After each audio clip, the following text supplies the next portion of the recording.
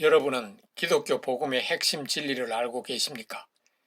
예수님을 구세주로 믿고 고백하는 그리스도인이라면 반드시 알아야 되는 내용입니다.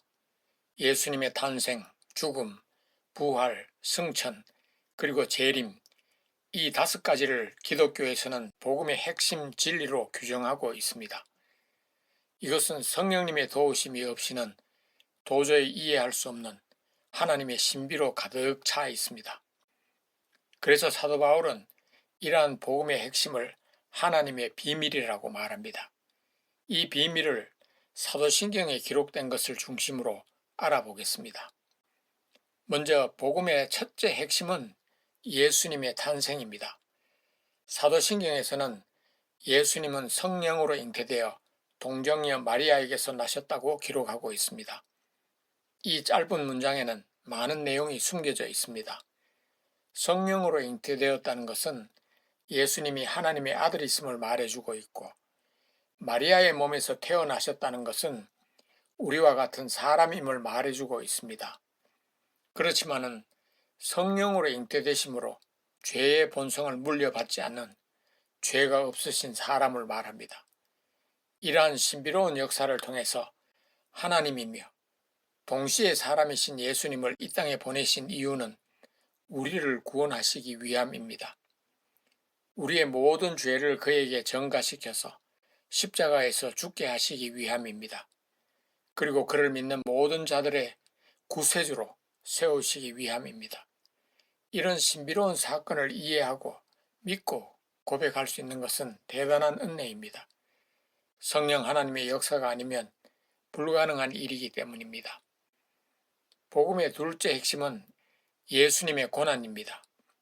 우리는 사도신경을 통해서 예수님이 본디오 빌라도에게 고난을 받아 십자가에 못 박혀 죽으셨음을 믿습니다라고 고백을 합니다. 이 고백의 핵심은 예수님의 고난과 십자가 죽음입니다. 성육신 하신 예수님의 삶을 한 단어로 표현한다면 고난입니다. 하나님이 시간과 공간에 갇혀서 죄가 가득한 이 세상에 33년 몸담고 지내시는 것 자체가 엄청난 고난입니다. 뿐만 아니라 하나님께서는 우리가 전에 지은 죄, 지금 짓고 있는 죄, 앞으로 지을 모든 죄까지 예수님에게 다 전가시키셨습니다. 그리고 그 죄값을 대신 치르게 하시기 위해 말로 표현할 수 없는 엄청난 육체적, 정신적 고통 가운데 예수님을 던지셨습니다. 예수님의 고난의 절정은 십자가 죽음이었습니다. 우리 시간으로 오전 9시경부터 오후 3시까지 약 6시간 동안 손과 발에 못이 박히고 가시면류관을 쓰신 상태로 십자가에 달려 죽으셨습니다. 그가 당한 고난과 고통, 모욕과 천대는 상상할 수 없는 엄청난 것이었습니다. 예수님이 우리를 대신해서 엄청난 것을 감당하셨는데 그것을 우리의 것으로 만들어야 되지 않겠습니까? 그 방법은 예수님은 본디오 빌라도에게 고난을 받아 십자가에 못 박혀 죽으셨음을 저는 믿습니다 라고 고백하는 것입니다. 그렇게 해서 이 귀한 은혜를 우리의 것으로 받아 누리시길 바랍니다. 복음의 셋째 핵심은 예수님의 부활입니다. 예수님의 부활은 그의 제자들과 500여 명의 성도들이 직접 목격한 역사적 사건이었습니다. 그것을 우리는 사도신경을 통해서 장사된 지 사흘 만에 죽은 자들 가운데서 다시 살아나셨음을 믿습니다라고 고백을 드립니다. 예수님이 부활하신 것은 예수님이 당하신 고난을 하나님께서 기쁘게 받으셨다는 증거입니다. 그를 믿는 모든 자들의 죄가 다 용서받았다는 증거입니다. 그래서 우리가 하나님의 자녀로 거듭나서 하나님을 아빠, 아버지로 부르며 살아갈 수 있게 된 것입니다. 예수님의 부활은 부활의 첫 열매로서 우리도 예수님처럼 부활에 동참할 수 있다는 하나님의 증명서입니다. 그 덕분에 예수님 재림하실 때 우리도 그분이 입으신 부활의 몸을 입고 하나님의 영광 가운데 영원한 생명을 누릴 수 있다는 산 소망을 가지고 살아갈 수 있는 것입니다. 예수님께서 사망의 권세를 깨고 부활하셨음을 믿습니다라는 우리의 고백이 참으로 귀중한 이유가 여기 있습니다. 복음의 넷째 핵심은 예수님의 승천입니다. 사도신경을 통해서 우리는 예수님께서 하늘에 오르시어 전능하신 아버지 하나님 우편에 앉아 계심을 믿습니다라고 고백합니다. 예수님이 올라가신 그 하늘은 우리가 특정할 수는 없지만 그곳은 실제로 존재하는 장소, 바로 천국입니다. 예수님은 지금 하나님 우편에 앉으셔서 우리의 중보자 역할을 감당하시고 계십니다. 그리고 우리가 영원토록 거할 처소를 만들고 계십니다. 그것이 완성되면 우리를 데리러 오시겠다고 약속하셨습니다. 예수님의 이러한 약속의 말씀을 믿고 속히 이루어 주실 것을 간절히 소망하며 살아가는 자들은 정말 복된 자들입니다. 예수님이 열어놓으신 그 길을 따라 천국으로 올라갈 자들이기 때문입니다. 복음의 다섯째 핵심은 예수님의 재림입니다. 재림은 복음의 핵심 가운데 아직 성취되지 않은 유일한 것입니다. 예수님은 그것을 위해 이제 곧 오십니다.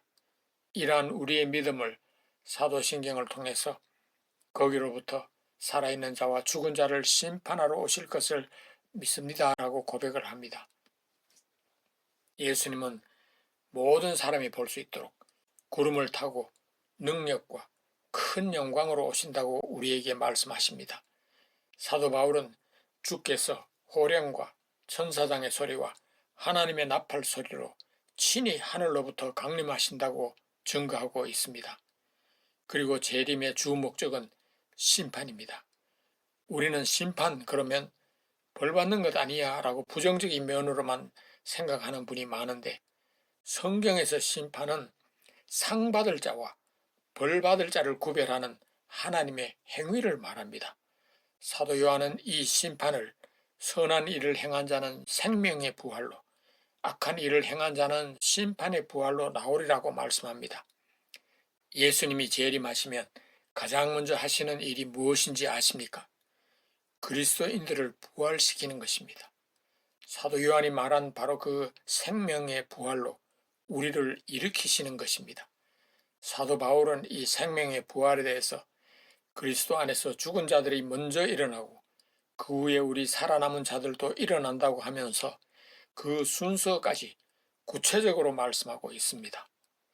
이런 일들을 완수하시기 위해서 예수님께서는 계시록 22장 20절에서 내가 진실로 속히 오리라고 말씀하십니다. 사도 요한이 이 말씀을 듣고 아멘, 주 예수여 오시옵소서라고 응답합니다. 우리 모두도 사도 요한처럼 아멘, 주 예수여 오시옵소서, 살아있는 자와 죽은 자를 심판하러 속히 오시옵소서라는 믿음의 응답을 해야 합니다. 이러한 믿음의 응답은 예수님 재림에 동참하는 참으로 귀한 사역입니다. 예수님을 너무 기쁘게 해드리는 우리의 고백이 됩니다.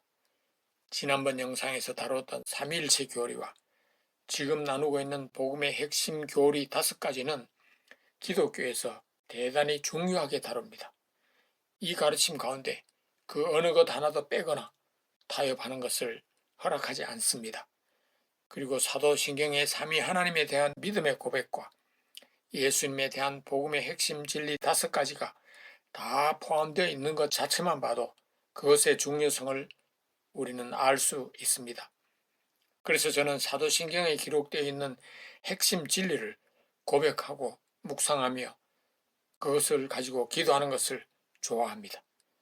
그 과정에서 예수 그리스도의 은혜와 하나님의 사랑과 성령님의 교통하시는 역사를 많이 체험하기 때문입니다. 여러분 모두도 복음의 핵심 진리 안에서 삼위 하나님과 아름다운 사랑의 교제를 나누시길 기원합니다.